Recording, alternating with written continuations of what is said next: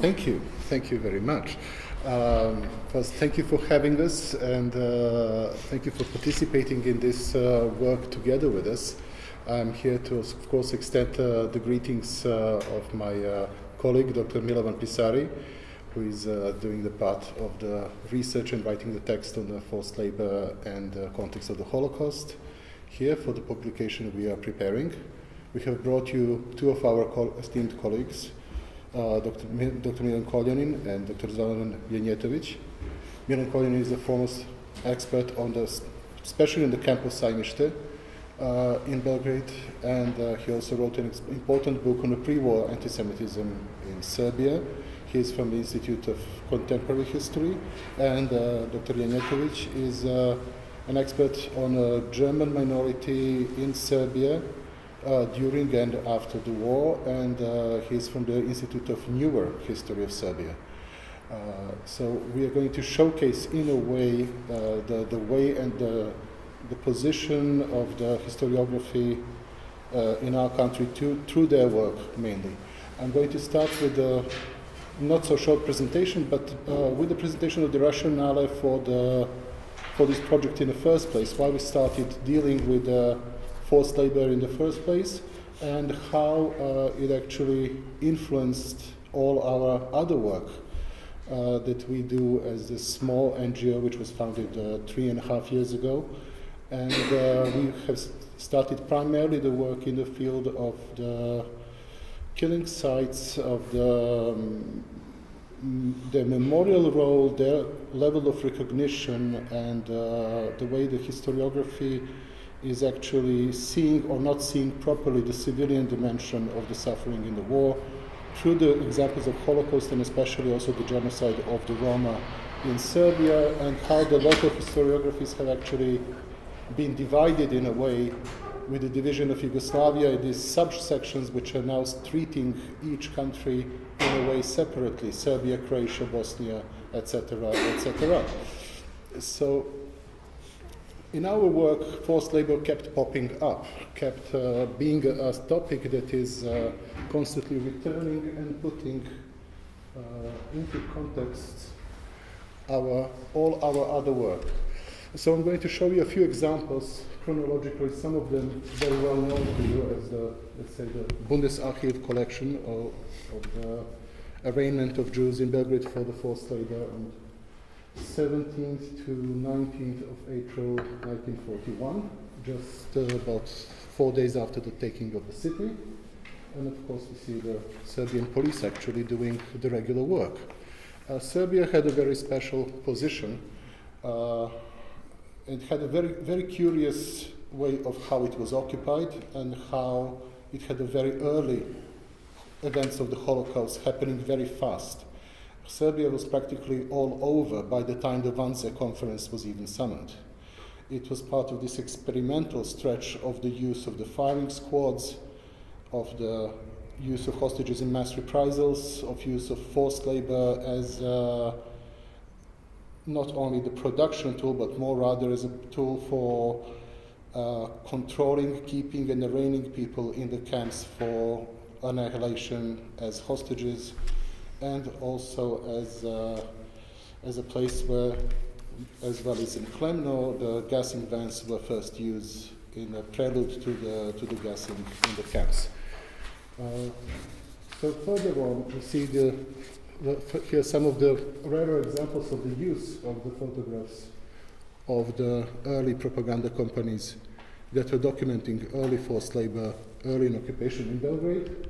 So these images are from the same photographers. The image on the right-hand side is the image from the same roll of film as the previous one, but here it was printed. The image of the older Jew and Kalemegdan arraignment site was actually printed in a magazine, obviously. It has a caption, it's been reproduced from a publication. So these were actually images in propaganda that were used by the Reich during the war. Here we have another set of documents and their consequences, a small set of correspondence with the German command demands from the local administration, the arraignment of Jews for forced labor, for cleaning the streets, clearing the rubble, works on the sewers, working on the water mains. These are the repairs of the city after the bombing of the 6th of April, of course. And we see that the date is 19th of April. Here are the working lists, the rosters we have found in the archives, and of course the forced labor for the Jewish names starts from the 20th, and they all have pluses, and it goes on throughout April, May, and half of the June of 1941, when the work was very efficiently declared finished. Other forced labor battalions in Belgrade for the clearing of the rubble have also, of course, Serbian names participating. The Jews are not at that time arraigned in the camps. They have to return homes and to their homes and report for work. They're carrying, of course, the yellow ribbons and everything. But the Serbian that were subjected to forced labor have actually sick days, leave days. They do fall off the roster, come back to it. They're sometimes crossed out. The Jews are not. They're here permanently present with their pluses. These are some of the photographs of the Jews clearing the rubble in Belgrade. This is next to the Hotel Moscow on the Terazije, and this is especially important photograph which shows also the POWs and the Jewish civilians clearing the rubble together on today's the old palace, today's office of the mayor of Belgrade, just down the street from Terazije. This is central Belgrade. And this is another, of course, the Buddhist archive resources. You can see the uniformed people in the center and people from Belmegdan on the right side. Also, 20th of April, the request for the expert engineers for their forced labor among the Jews, by professions, construction engineers, machine engineers, electrical, chemical, electricians, locksmiths, etc. And of course, in the reply of the administration, we see the by profession, by names, and we see, of course, the people that were provided for the special working details as experts in their fields, as expert engineers, which were under separate forced labor here. We come here to the next group of victims. These are the people from the Kladovo transport, at that time in Shabatz, arraigned already by the Wehrmacht and the command of the city in Shabatz, in fields in the forced labor before they were executed on October 12th and 13th, and a part of them was sent to Saimište, mainly women and children, later. And another group of the victims, which is frequently overlooked. This is an example from a part of the testimony of Lazar Confino, which mentions the ordeal of his sister Rizhinka, who was detained by the Gestapo in a hotel for sex as forced labor. And it was actually quoted as a form of forced labor. It was officially cited as such. So she probably was not the only one, and there were many brothels that were run by Wehrmacht and Gestapo in Belgrade, using, among other buildings, also the synagogues. And but this is one of the examples where the language of forced labor is used in the framework of use of women for prostitution in the same period when the men were actually used on the forced labor inside Belgrade itself.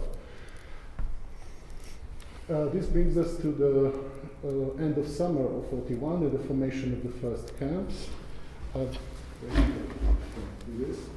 So more or less this triangular form here is the camp of Taposke Šupe that was founded in late July, early August, I think. Mr. Kolinin, right? August, yeah. In August of 41. And these two buildings were identified by last two living witnesses of the camp as the places where their fathers were held. This is the camp for Jewish men at first, and Roma men later. It is in Autokom, the part of Belgrade, and its inmates were used for forced labor mainly during September and October, and toward the end of October they were all shot as hostages as the counter-offensive against the uprising in Serbia was in full swing in Machva, and through Kraljevo, Shabatz, Kraljevo, etc., until the fall of the Užice Republic in November. So here are some of the narratives from the press, mainly from that period.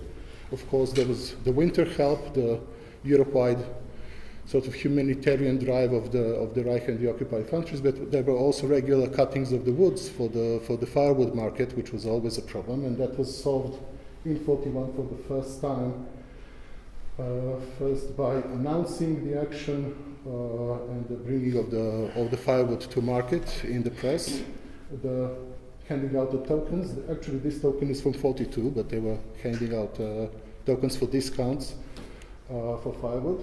And then later we have also the testimony of Zeta Stefanovic, a Roma woman given after the war, on the police, actually the Serbian police of the Nedic government, taking their husbands and sons to forced labor for the cutting of the forests. It was a very short period of about 3 to 4 days in the camp, after which Roma were also shot.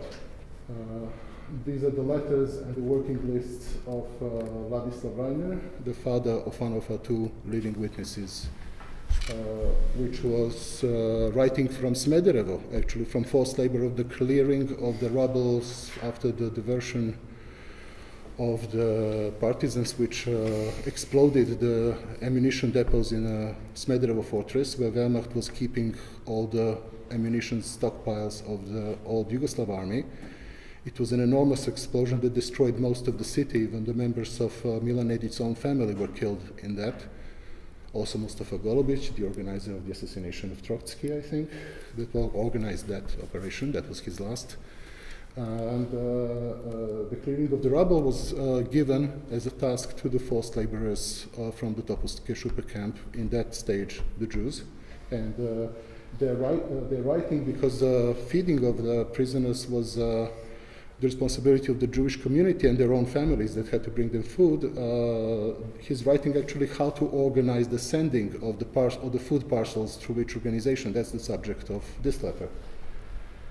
And finally, we have here the testimony of Vladimir Milutinovic, one of the professional undertakers that was also burying the victims in Jajinci, next to Belgrade, the large killing and burial site. He's writing in a passage from his testimony that unskilled forced laborers, mainly Roma, the diggers that had to work with them, were shot. At that occasion, 5 of them, because they were talking too much. So frequently, to keep the secrecy of the executions and the burials, at least the unskilled part of the labor, the non-professional undertakers would be shot, especially if they were the Roma, such as was the case in Jabuka and Delibrato, the other 2 large killing sites from which this photograph is supposed to be. So it's not exactly illustrating this testimony, but it's from the same group of locations that's used for the same purpose. That brings us to Salmište, here in an aerial photograph from the April 17th American bombing. And it's 2 camps, actually. The upper one shows the Judenlager and later the Enthaltelager, Salmište, later from May 42, after the Jews would have been gassed by the gassing trucks. And the labor camp with these barracks fanning out on the sands on the other side of the torn down bridge with the pontoon, which the Enthaltelager started its work mainly with imprisoning of the civilian Serbian population after the offensive on Kosovo, which are the people that were brought on this photograph, and their state and the medical checkups in Salmište and this barracks, the labor camp, which was started as the OT camp during the 1942 onwards. A lot more about this will be said, especially by Dr. Koljani in his presentation. Of course, the subject of Bor and the forced labor that's not connected to the Holocaust, the forced labor as an economic basis, the raison d'etre practically for the Nedic government and the role of Serbia in the wider, the new Europe of Reich. The ways that Bor itself had a complex of 33 camps and sub-camps around the mines where the forced laborers were used mainly on the surface digs, on the strip mining, and the building of the infrastructure, building of the railways, and those camps were moved or multiplied, but there are about 33 locations for which we can certainly ascertain around 13 only at this time. This was, of course, much research by Tamás Csapody from Hungary, a bioethicist, actually, the way he defines his field precisely.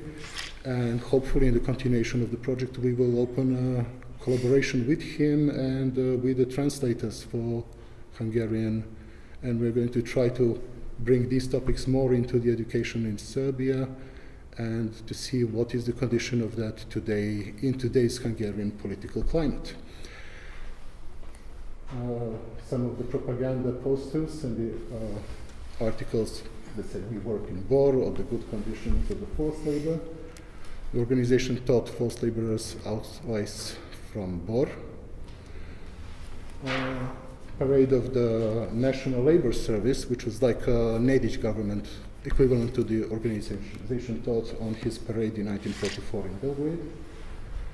And their small loans and welfare as a form of micro-lending welfare payment lists for the workers with signatures and thumbprints that are actually loaning or advancing minor sums to the workers. This is what is the bulk of the documentation of the National Labor Service. There's a lot of these. There's a lot of footprint in the payment and the lending, actually, which they did, which is present mainly in the archive of the Municipal Archive of Belgrade. Propaganda poster and for the free labor in Germany. So this is not about the forced labor. This is about the paid labor. It's like a wartime Gastarbeiter, actually, kind of service, where the state of Nedic is sending the workers for paid work in the Reich and in Europe, with the transport and insurance forms and the propaganda for it. And we also have the forced labor in agriculture later in the war. This is Rudolf Schwabe, the Volksdeutsche mayor of Kragujevac in 1943, so about 2 years after the mass executions, who is personally overseeing the collecting of the harvest in Kragujevac region, very far from the normal regions of Banat, where you would find a Volksdeutsche rule and their structure organizationally controlling that area. So also we have here affirmative PR articles about Serbian workers in Germany, the sending of the money, sort of these cashbacks to their families, but also to the state, and their conditions where they work in ammunition, have leisure on the boats, in the parks, they eat well, they're always photographed eating in the mess halls, and that sort of thing. So this is the part of the field of the material the way we see it. When we go through the propaganda, the archives, the documents, the photographs, when we also troll the dark places of the internet, which is selling those things in auctions. And the way it intersects actually the work, especially on the structure of the history of the Holocaust, the way it's actually transferred to education, and the way it affects the killing sites through which it came back. We have started this as a project because we found that we couldn't really explain well enough what is happening, what are the motivations of the collaborationists in the Quislings, because they did not start in life as the sworn dyed-in-the-wool Nazis with a complete racial theory developed a decade before the war, as a dominant educational framework in which they passed their sort of age from a school age up to their military age, indoctrinated by that, as they would have, let's say, if they were in the Reich. The collaborationists had, in my view at least, a sort of a different motivational structure. They were more criminals, more interested in the way their personal economies and their personal fiefdoms could be run also by forced labor and also by stratifying and basically running a biopolicy off the back of the racial policies of the Reich itself. And of course, this is something that was quite visible in Sabina's previous work on the independent state of Croatia, and this is something that is, of course, showing itself in our work on Serbia. So I would like to, of course, introduce the work of Milan Koljanin, who will tell you more in depth and in detail in terms of historiography position from a more qualified perspective than mine about that.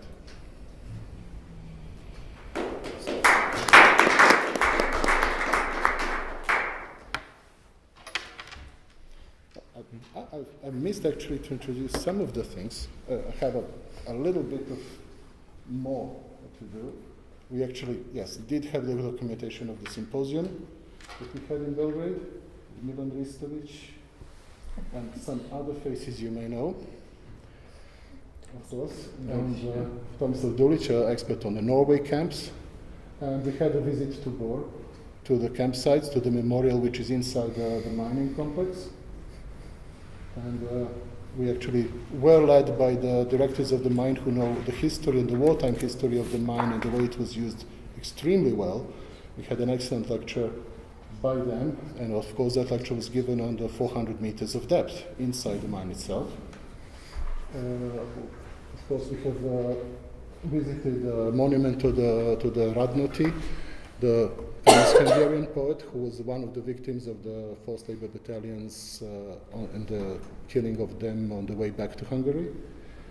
We also visited Jasenovac with a fairly large group of about 70 people, which was important, and Colin will tell you more about it. As part of the interned civilians were actually returned from the camp of Sajmište back to Jasenovac as a killing site, and also the pretext of Jasenovac as a labor camp, as a sort of camouflage for its reality as a death camp, was quite prominent at the time. So we led a large and open visit, so it was not only close to the academics and the experts, it was an open visit to which anyone could apply, and people did apply. We had families, we had students of religious studies from Belgrade, for example.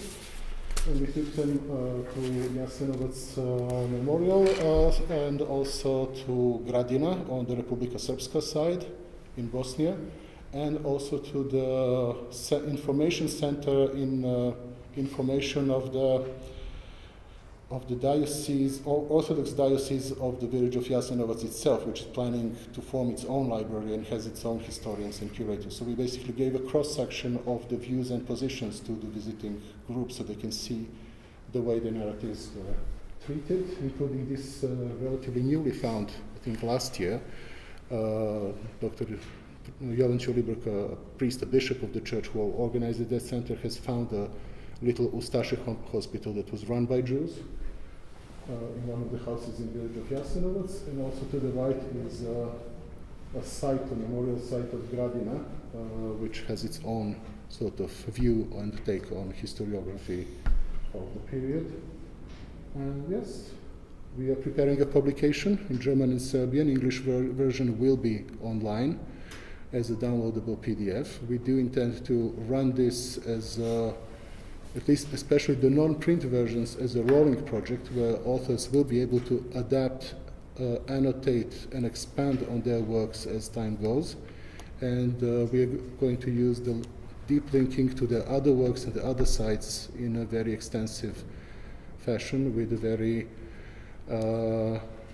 wide view in terms of the possibilities of photo documentation, linked and related content. So this is how we're going to make it available for use, because it's not part of the curriculum, not in the university as a separate subject, and certainly not in high schools.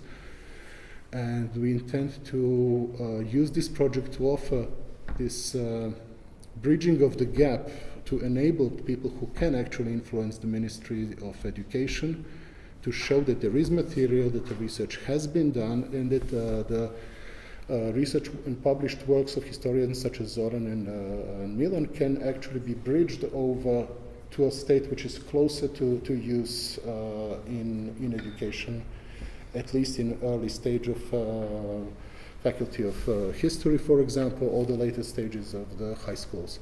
So we're going to also make an example of, let's say, a structured educational material lesson that can be downloaded and used as a workshop. And we're going to try to push it for approval through the ministry's bodies for that. So yeah, this is this other part that for me, I prepared this. This looked like an end of my usual historical presentation, and then we also did the project.